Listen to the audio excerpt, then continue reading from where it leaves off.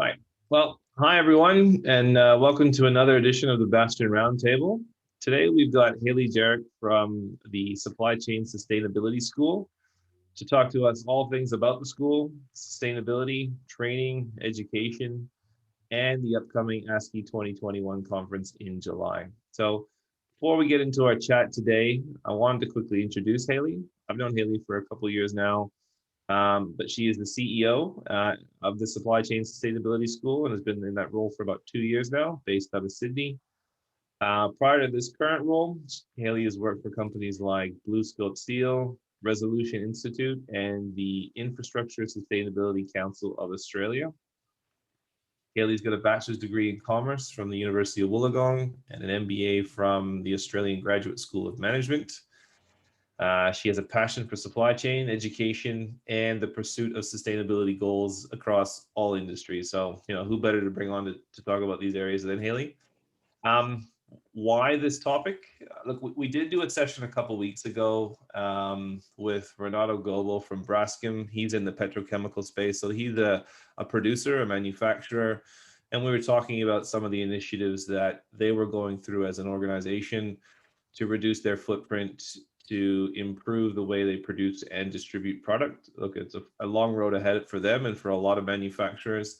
But I thought it'd be interesting to bring Hayley on and give a bit deeper perspective in terms of not only local initiatives here in Australia, but also just, some insights and just ways of approaching this topic for organizations, because it can be hard at times to kind of understand where to start. We wanted to talk about what's happening here in Australia, what impacts they're having on the environment, and obviously education, and not only supply chain and sustainability, but across the border is important for everyone. So I thought it'd be great to bring her on and just have a bit of a quick chat.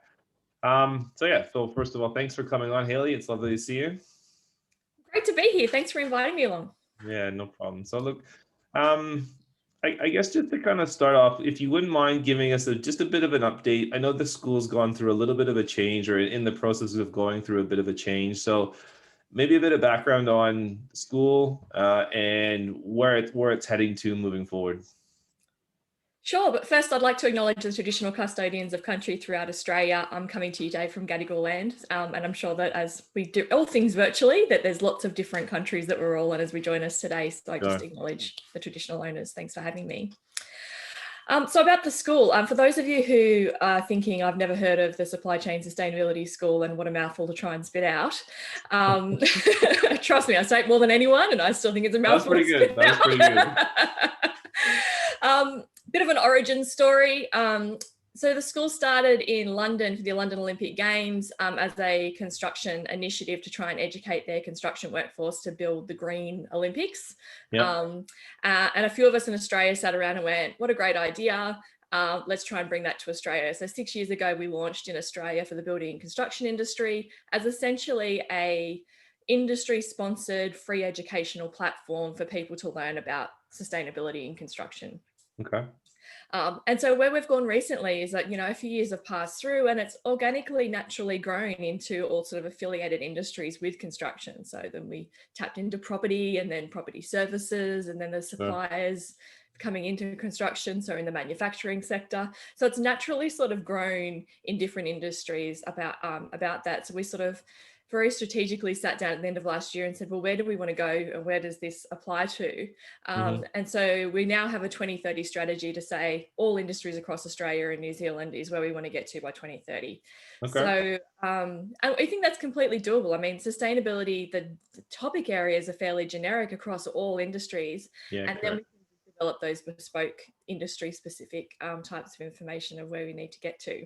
But essentially, for everyone listening online, who we are and what we are is we're a not-for-profit organisation.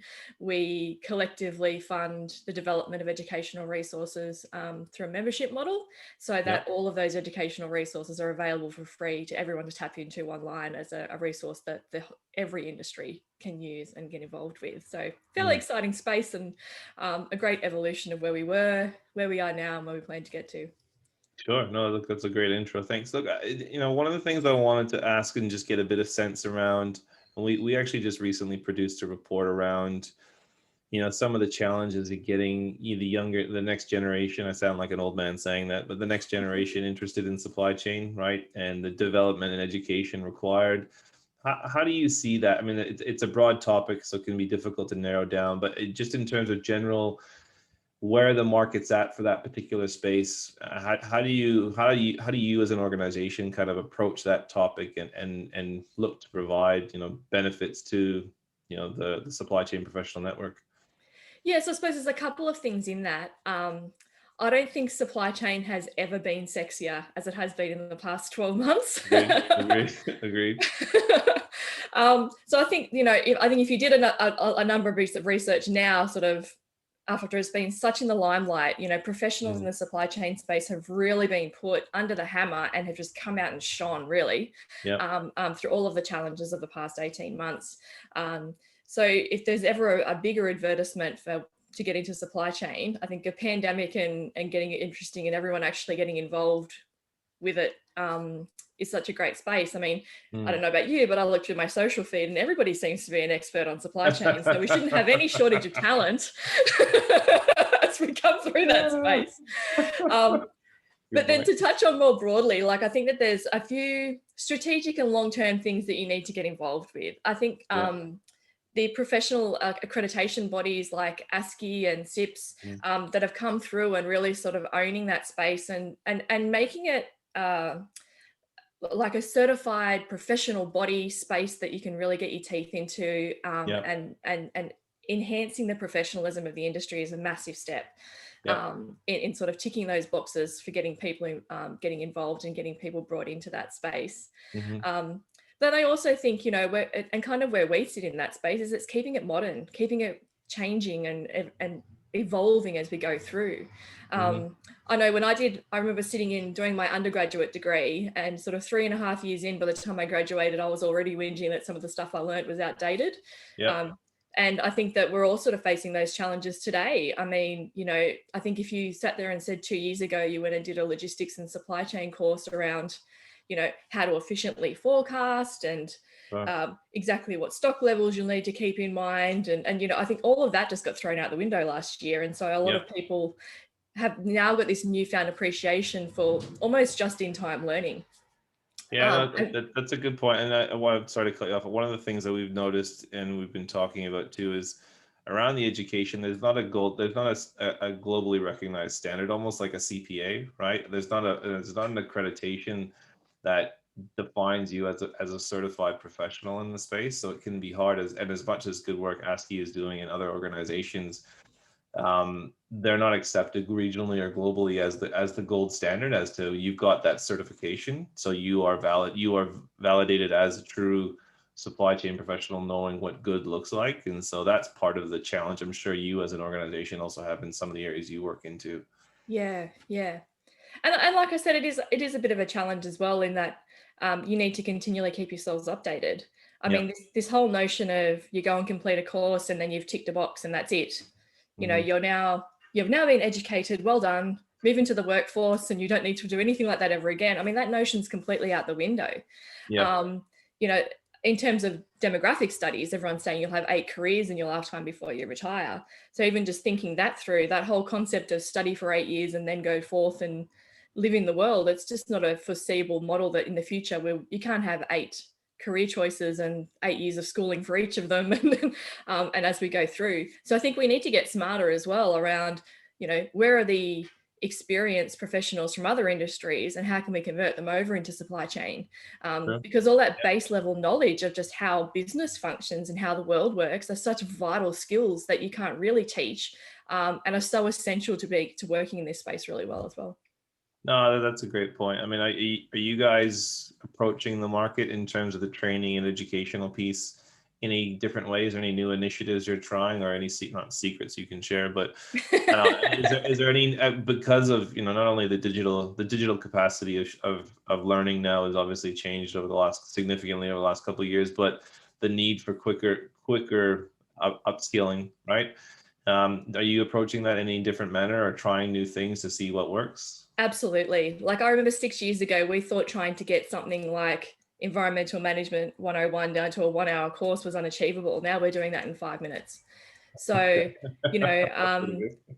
I kind of think it's for everyone old enough to have watched The Matrix. It's Yeah. kind of that I don't know how to fly a helicopter, just download something quickly. Now I know how to fly a helicopter. And that's kind of where education is getting to, because, you know, you'll sit there and you'll be like, oh, I need to plan, I need to fill out my modern slavery statement. I don't know what some of these terms means. I'm going to quickly go and do that course, and then I'm going to fill out the report. So it's almost like as you need it, you can jump online and get those micro and nano courses and pieces of information for when Okay. you need it. And that way, if that information updates, you know you're always going to have the most accurate information at hand, and you're not learning something just in case you might need it in the future and then have to update yourself on everything as you go through, because as you know, we can't remember everything.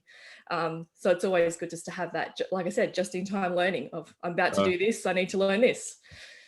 That's a great, I mean, have you seen a significant uptick in volumes for development and training and education and supply chain over the last, because of the pandemic or even the last couple of years? Have you seen the volumes ramp up? Absolutely. So, I mean, well, we were always an online provider, and we did face-to-face workshops as well. But we found that during the pandemic, the requirement for online learning just increased. And I think part of it was because people they couldn't do things face-to-face. They needed to go online if they wanted to learn things. Yeah. But also it's a way of socializing with people, and people that are in remote areas, or, to give you a bit of an example, say, oh, there's an hour CPD breakfast in the city, insert city here. Yeah. But then you'd always have to say, yeah, but it's going to take me an hour and a half to get into the city, Yeah. and then an hour to get back to the office. And I'm going to have to prep what I'm going to be doing as I'm sitting in traffic or on the train, or like it was a whole half-day ordeal to go to a 1 hour thing. Yeah. Whereas now everyone's so used to everything being online, it's kind of, well, I can just dial into that and I can eat my lunch while I'm watching, or I can multitask while I'm doing things. You know, an hour meeting now becomes an hour meeting and not a half-day ordeal. So the expectation has completely changed, and people that aren't close to cities to be able to access that readily accessible type of training have now got a plethora of information and sources that they can tap into. So if you're sitting in, Broken Hill, you've got just as much access to education and training as people sitting in the CBD. So the accessibility to knowledge has increased for a lot of people throughout the pandemic. And we've certainly seen a greater variety of people attending and doing courses. Oh, that's great to hear. I mean, you're right. The accessibility of it just makes it so much simpler. But for the audience, I've been to a few of the supply chain and sustainability school breakfasts. They were good, but you're right. It's a process to go into them too. So, one of the things I wanted to ask you was, you would be speaking with organizations who are looking to either upskill a specific function in the business, or a team, or maybe corporate programs and things like that. And you would no doubt get access to or hear things in terms of trends or new ways of approaching the topic around sustainability. And I'm framing it like that because it's a huge piece, right? It's not a small little, it's a problem, but it's also, it can be daunting, I assume, to kind of get started, right? So are you seeing any new ways of getting this integrated in terms of ways of thinking for an organization, or any new trends that you can share with us that are kind of interesting to hear about? Yeah, so I suppose the major trend is people sort of collaborating together to try and achieve their goals. So Okay. in terms of mega trends for all organizations that are flowing through and looking at things, Yeah. people are looking at the sustainable development goals and the decade for action 2030 calls to action, and Yeah. saying, well, what does that mean for me and my business? And then what could that translate to into where my business purpose is? So, Okay. you'll get some people doing science-based target initiatives to reduce their carbon emissions. There'll be a lot of human rights, fair work type play coming into space for people, and gender equality Yeah. and diversity targets. So I think you sort of have to translate the big picture into some attainable targets that are readily accessible, and then work to collaborate with other organisations to achieve them. So I think gone are the days of everyone trying to do their own thing. And now people are starting to work together to solve some of these wicked problems. You've got people like the Property Council of Australia have a modern slavery working group where, 15 big property groups got together and went, well, this is crazy. We can't all be sending out surveys to all of our suppliers who significantly overlap and create all this extra work for people. Yeah. Why don't we just create one survey, and then if someone can fill it out once, and then if we all need it, we can just ask to tap into that. So I think that there's all that sort of flexibility as we go through. to be able to do that. And we're certainly facing that as well for us, that we've got, lots of people coming together saying, well, can you produce one 5-minute, what is human rights video, explain modern slavery in 5 minutes that we can share with everybody, so that we're only producing that once, and that if someone from one organization has seen it, you don't have to duplicate the learning in sort of a slightly different format for all of the suppliers that you may be working with. So I think collaboration is definitely something that is a key trend that people are working with in trying to achieve those big long-term 2030 goals. Oh, that's a great answer. And you're right. I mean, even you see it in the corporate setting. I'm going to sound really uneducated here, but there was a recent initiative and a new plant opened in, is it rural Victoria, around plastic bottle recycling. There are a few organizations. Is it ASCI or Line? I should know this. But there's a large one there. There's also even some global initiatives announcing between the likes of like the Unilevers and the Coca-Cola around waste reduction and standards of production around their packaging too. So yeah, I think you're probably 100% spot on there in terms of trends. It's the collaboration across the supply chain rather than, well, let's just worry about us and how we do it. It's let's connect the entire thing and then try to do it collectively, because it's probably a little bit easier rather than everyone doing it themselves. So, okay. That's good insights, and that's actually a good segue to the last thing I wanted to talk about was the ASCI event in July for ASCI 2021, and the tagline "Supply Chain Vision for in the Decade of Action." So, can you give us a little bit of a background in terms of the event and the kind of themes and some of the speakers, or what delegates would be experiencing at this conference? Yeah, absolutely. So, I mean, full disclosure, I'm on the advisory board for the conference, so I'm slightly more energetic about it than most people. And we've had to postpone it a couple of times. So I'm even more sort of, Christmas got postponed a couple of times. So I just want to open my presents. But we'll get in there. I mean, it's going to be fun, right? There's 3 days. It's a 3-day event for all of us that have had their head down, tail up in just trying to put out fires over the past 18 months. It's a really great time for all of the supply chain and logistics professionals to sit back and I like to say, it's come to your family. Everyone in the room feels the same pressures that you had, and you're not trying to explain how valuable you are or trying to explain why things are difficult. It's being around like-minded people is a really great chance to energize and then also step up and change your thinking about a few things in a really safe learning environment. But to keep it things, yes, we've got 2030 Decade for Action, which is amazing. There are 5 themes that are spread across the conference around people and culture and sustainability and ethics and governments and agility and trending technologies. There's 6 streams. So there's 2 days of the conference and then a site visit on the 3rd day. So in each of those 2 days, there are 3 streams on each day that you can step into around procurement, which of course I'm going to sing home for, because Gio from Six and I are co-chairing the procurement stream. So please come and see me. It's great. Trust me, it's awesome. But if procurement's not your thing, please hop along to the operations management and logistics management streams. And on the 2nd day, there's systems and technology, supply chain management, integrated logistics as well. So there's something for everyone across the streams. And of course, on the Wednesday night is the ASCI Awards. So if you really want to see who's innovative and pushing forward in that game, it's sort of the ASCI Awards will be presented in the middle of that conference as well. So yeah, the 28th to 30th of July in Western Sydney. Come along, see me there. No, for sure. I'd highly recommend it to everyone. I've been in the past. It's a great event. So look, that's probably going to wrap it up for everyone here. We'll leave the link for the video in the comment section. We'd love to hear your thoughts as well. We'll also be pushing out a promotional code, a promo code for registration as well. So you guys can have a look out for that too. And if you've got any questions for Hayley or want to get in touch with the school, I'd highly recommend it. Great service, great organization. It definitely adds value to everyone. So thanks again for coming along, Hayley. It's lovely to see you, and we'll see everyone soon. Take care. Thanks for having me. Bye. Bye.